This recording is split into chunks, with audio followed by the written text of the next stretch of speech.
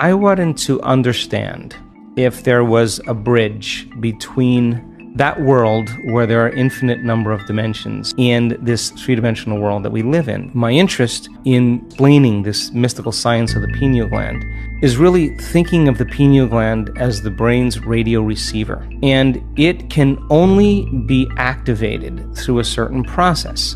When this latent system switches on, the arousal that's created is energy moving from the body right up into the brain, and that energy rushes all the way up into the pineal gland. The moment that happens, the brain goes into what's called gamma brainwave patterns. They're having a full-on sensory experience without their senses, and whatever's going on between their ears, the vision that they're having, they're not visualizing.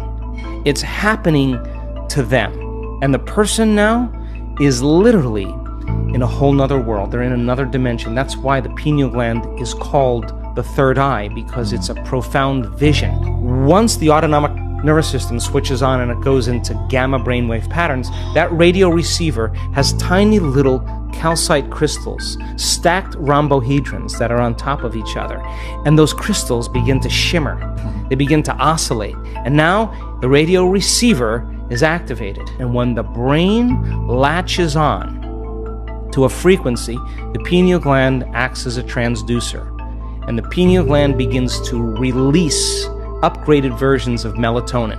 Melatonin already causes us to dream, but now you're going to really dream. It already causes us to relax, but now you're going to make a benzodiazepine. You are going to chill way out. You are no longer going to be in survival. Melatonin is already an antioxidant, but you're going to make two of the most powerful antioxidants known to man: anti-cancer, anti-aging, anti-heart disease, anti-stroke, anti-neurodegenerative, anti-inflammatory, antimicrobial. And then you make that one amazing chemical called dimethyltryptamine, and that begins to switch on. And what happens is you no longer move through space to experience time. You move through times, and you experience dimensions or spaces. And the biggest lie that we've ever been told is that we're linear beings living a linear life.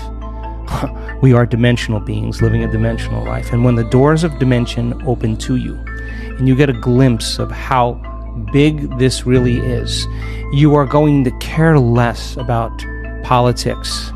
You're going to care less about who's famous and who isn't, because you're going to realize you're all of that and more. We have people that have switched this system, this latent system on, and they have a greater understanding of who they really are.